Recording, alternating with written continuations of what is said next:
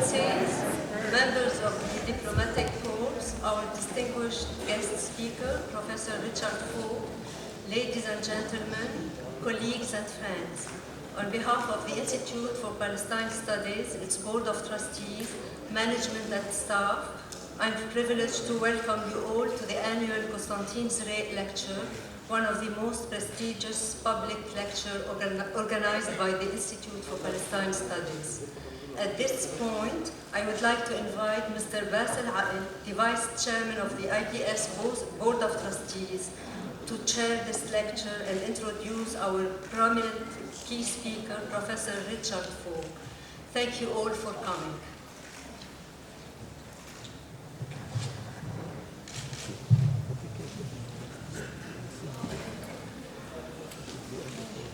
Excellencies, ladies and gentlemen, good evening to you all. It gives me great pleasure to welcome you on behalf of the Institute for Palestine Studies to the annual Constantin Zurek Lecture to be delivered this year by our distinguished guest speaker, Dr. Richard Fogg, who is the Special Rapporteur on Occupied Palestine for the United Nations Human Rights Council. The annual Constantin Zurek Lecture is organized by the Institute for Palestine Studies in memory of one of its co-founders and former chairman of the Board of Trustees and its honorary president until he passed away in the year 2000. Dr. Zurek, a graduate of Chicago, Princeton, and Michigan universities, was a prominent Arab historian, educationalist, and visionary.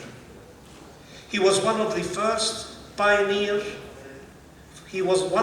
to pioneer and express the importance of Arab nationalism.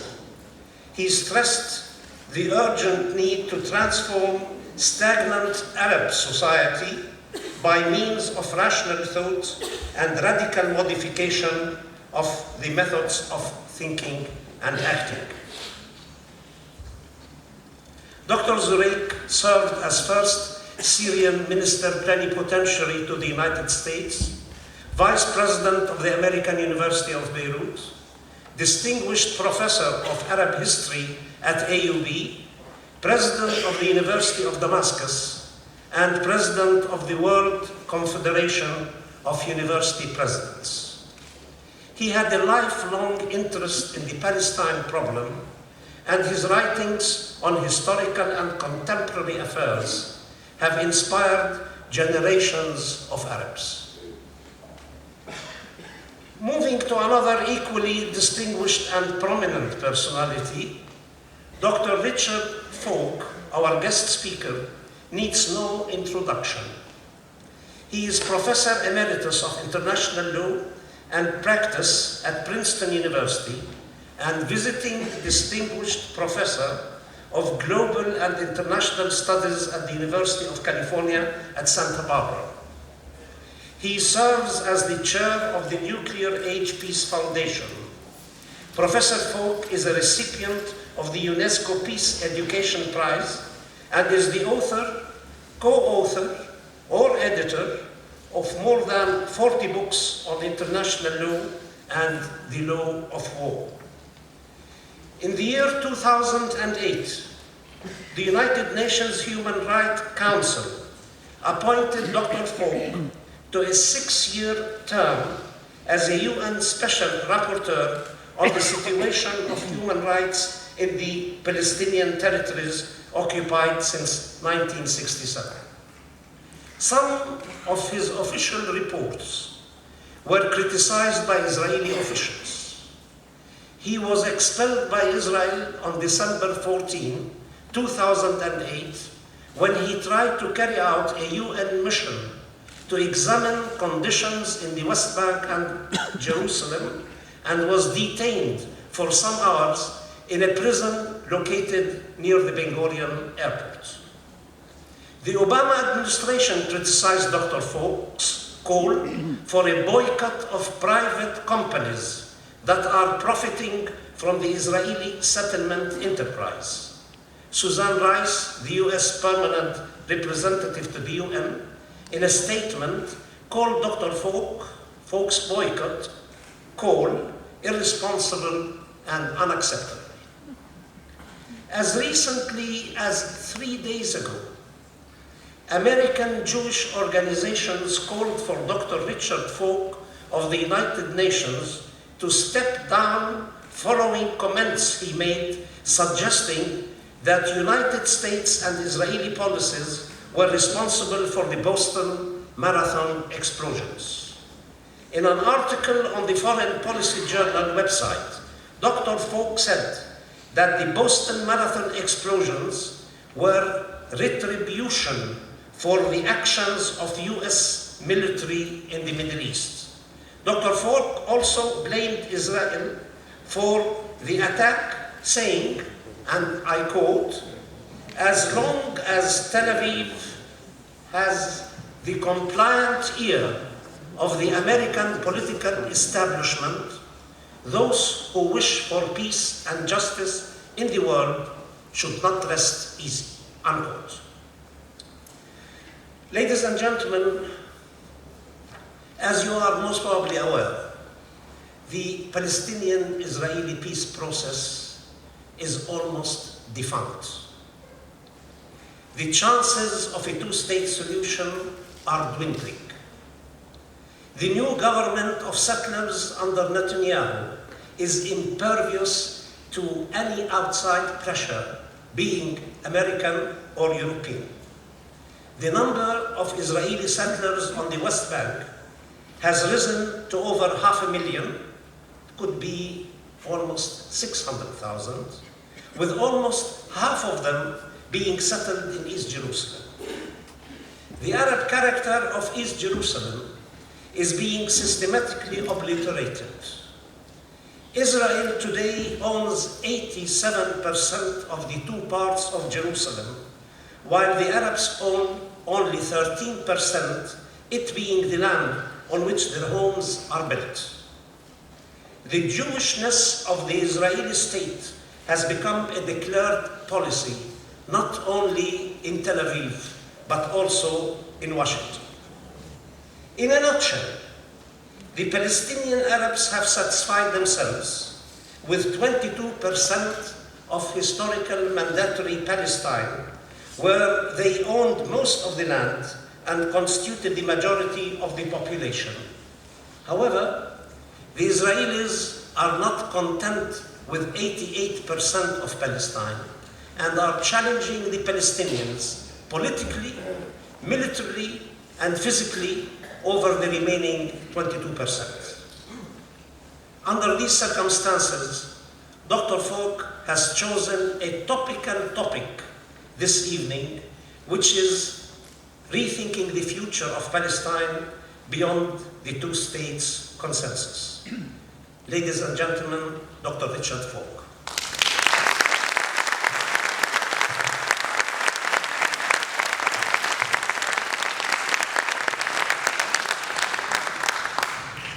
Excellencies, friends, ladies and gentlemen, thank you very much for that very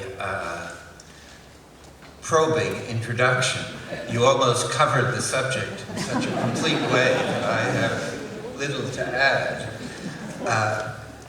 When I thought about my title, which I inflicted upon myself, I realized that I was being somewhat presumptuous.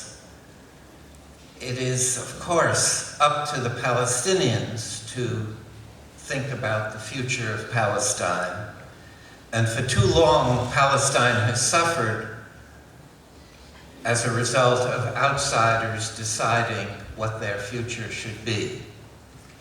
And I want to emphasize that ever since, really, the Balfour Declaration in 1917, the tragedy of Palestine has been the absence of the capacity to control their own destiny. And that absence continues to be a fundamental feature of why one is discouraged about the future at this time. And it raises the question that is quite closely related to this, which is, who does speak authoritatively for the Palestinians at this moment of history? And one of the difficulties in approaching this topic is the absence of authoritative, unified, and inclusive leadership. And I think that it is important in hoping for a better future that this deficiency in terms of representation be overcome. I'm very happy to be back in Beirut after not being here for over 30 years. My last visit was in the midst of the 1982 war, when I was a member of the McBride Commission that was trying to inquire into human rights violations associated with the Israeli invasion at that time. And it occurs to me that in thinking about this 30-year interval, much has changed and much has stayed the same. And both warrant, I think, serious consideration. What has remained the same has been the fundamental plight of the Palestinian people. And the difficulties that have been extended in time, not only for those that are victims of prolonged occupation, but those who are refugees in neighboring countries, and those who are subject to collective punishment in Gaza. All of these categories of the Palestinian people have not been able to, in this very long period, have not been able to emancipate themselves from conditions of severe deprivation. And in many ways, the situation of the Palestinians has deteriorated in these 30 years, while the situation internally, at least, of Israel has improved. And that, I think, requires some commentary. If we think about the fact that the settler population has almost tripled in this 30-year interval, that the separation wall has been built deep in occupied Palestine, that the collective punishment of the people of Gaza has continued since 2007. And there has been, as Mr. Axel suggested, a considerable ethnic cleansing going on in Jerusalem, in East Jerusalem. Also, the dynamics of the settlement process have led to what is best understood to be creeping annexation of some of the most valuable land on the West Bank. And this has certainly encroached upon the conventional vision of Palestinian self-determination as occurring within the 1967 boundaries. In addition to these factors, one of the most negative developments has been the steadily rightward drift of the Israeli governing leadership. It was hard to imagine that there would be further room on the right until this latest cabinet was appointed. But as the well-respected Israeli commentator Daniel Levy has pointed out, the Israeli leadership really only has three images of an acceptable outcome of the conflict. The first, and seemingly now the prevailing one, is essentially annexationist, of taking over as much of the West Bank as possible. The second image is what one might call a Bantustan vision of the future of Palestine, which involves sustaining the settlement blocks and most of the settlements, and leaving the remnant of this 22% of historic Palestine for a non-viable Palestinian state that would also not only be a Bantustan in territorial terms, but its sovereignty would be severely restricted by having Israelis control of the airspace, of the borders, even of the water resources. And the third image is to live indefinitely with the present status quo. In other words, neither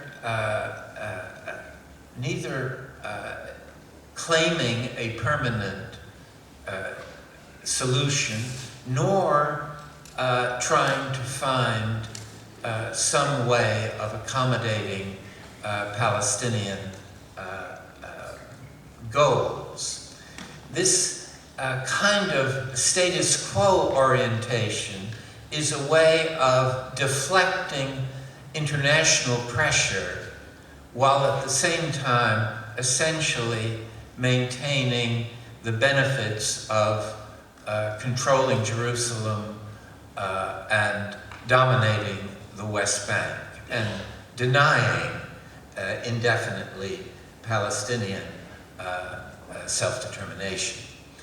The final factor that I think has deteriorated has been the degree to which the capacity of outside elements, whether it's the United States or the UN or the EU or some combination of these elements, to really exert sufficient pressure on Israel so that some fourth alternative beyond the three I mentioned would be on the political agenda.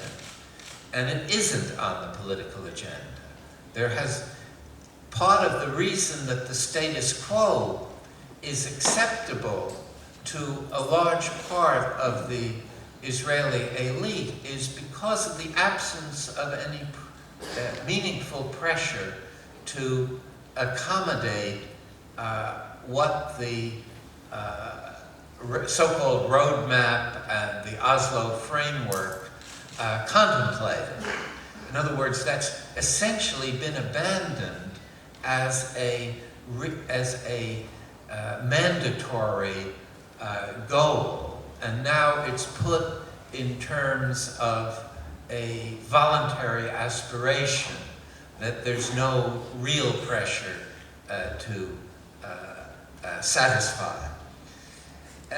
And in addition to all these factors, I think one has to take note of this